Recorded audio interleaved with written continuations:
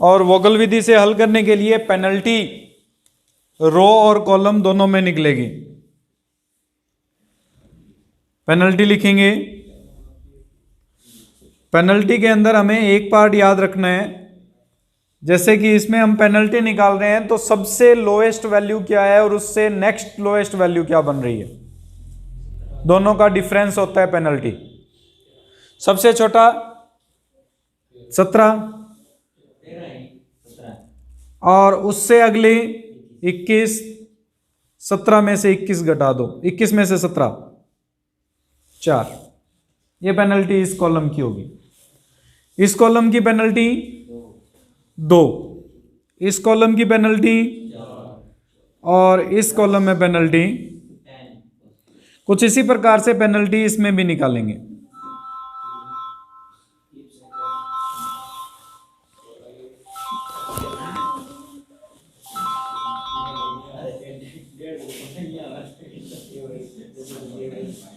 तो पेनल्टी में हम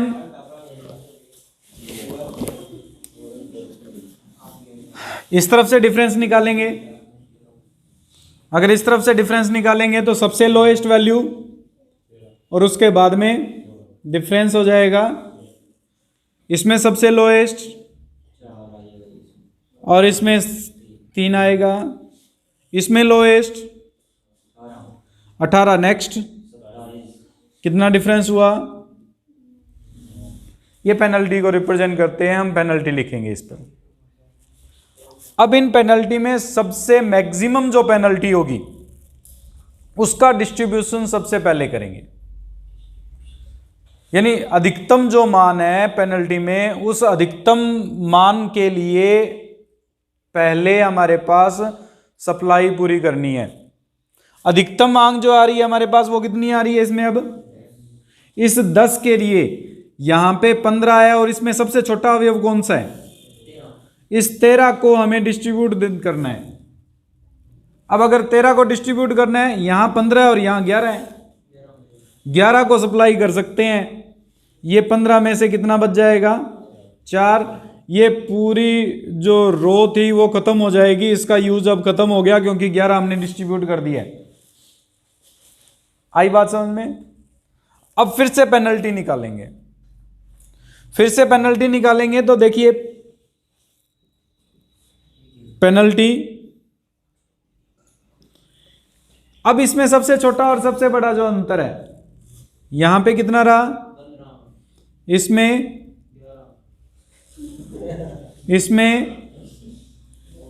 यहां पे अंतर रह जाएगा। इस तरफ ये एक अकेली रो खत्म हुई है, बाकी सारी रो एज इट इज पड़ी है, तो इसलिए उनमें जो डिफरेंस है वो सेम रहेगा। अब जो मैक्सिमम है वो देखिए 19 मैक्सिमम है। इस 19 वाली रो कॉलम के अंदर हमारे पास मिनिमम एलिमेंट कौन सा बचा है, इस 23 को कौन सा डिस्ट्रीब्यूशन होगा 4 और 13 में से, ये 4 का डिस्ट्रीब्यूशन यहां कर देंगे। इसके पास कुछ भी नहीं बचा, यहां पे सप्लाई कितनी बची, ये अब की बार ये पूरा खत्म हो गया हमारा। ठीक है। अब दोबारा से टेबल बनाना चाहो तो आपकी मर्जी है, वरना पेनल्टी इसी के साथ अगर बार बार चेंज करना चाहते हो वो आप पर डिपेंड करता है। आप बार बार भी चेंज कर सकते हो, इसी में चेंज कर सकते हो या न्यू टेबल भी बना सकते हो। अगर मैं नई टेबल इसमें इसी में कंप्लीट करूं इसको, तो देखिए पेनल्टी हम लिखेंगे। अब की बार पेनल्टी, ये रो तो पूरी कंप्लीट है, इसको नहीं कुछ करना हमें।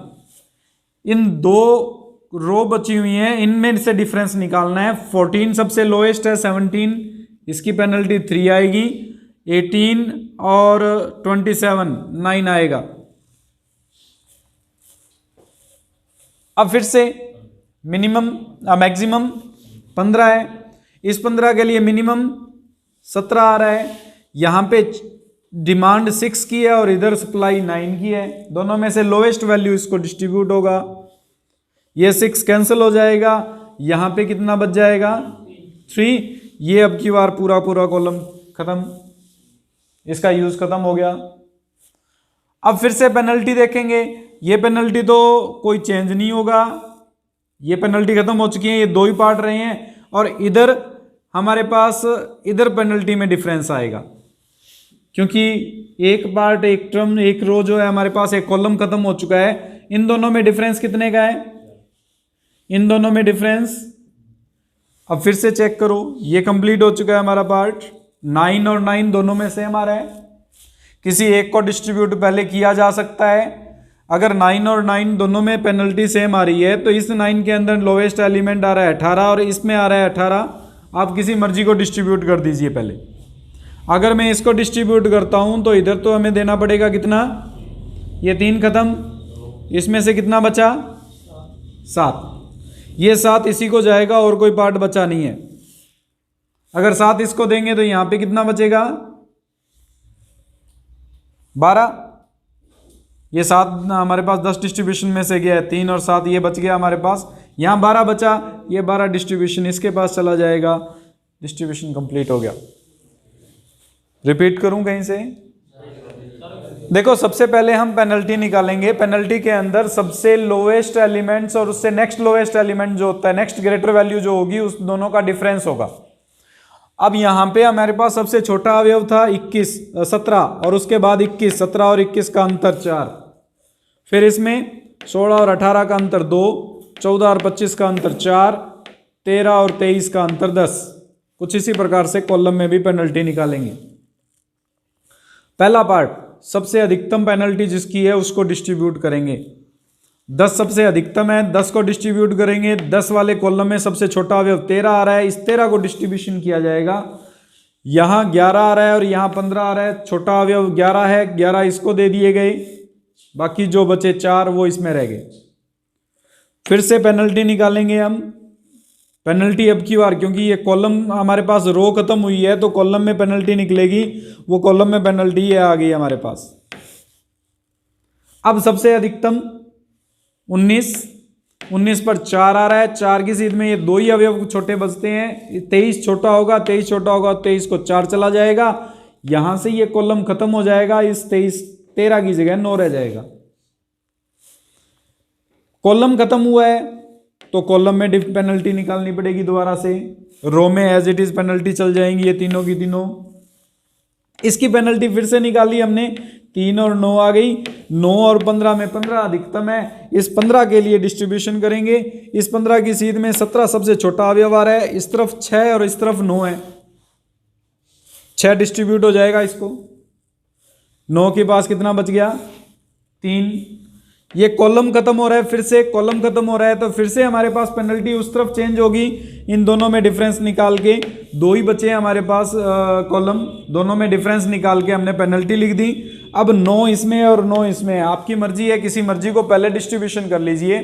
अगर मैं इस 9 को डिस्ट्रीब्यूट करता हूं तो यहां पर 12 डिस्ट्रीब्यूशन के लिए बचा हुआ है। इस 12 को हम क्या करेंगे? 18 के लिए दिया जाएगा। इधर भी 12 है, इधर भी 12 है, दोनों 12 के लिए डिस्ट्रीब्यूट हो जाएगा। और अगर इस 9 को लेके चलोगे तो भी हो जाएगा। 18 यहां पे है न्यूनतम अवयव, यहां पे 7 है और इस तरफ 3 है। पहले 3 डिस्ट्रीब्यूट हो जाएगा, बाद में 7 इसी को जाएगा और कोई पार्ट बचता नहीं है। फिर उसके बाद में लास्ट में ये 12 से 12 डिस्ट्रीब्यूशन हो जाएगा। अब न्यूनतम मान निकालते हैं। न्यूनतम मान के लिए ये मान आ जाएगा 11 गुना 13 प्लस 6 गुना 17, 3 गुना 18, 4 गुना 23, 7 गुना 27, 12 गुना 18। कैलकुलेट कर लेना, उत्तर आ जाएगा।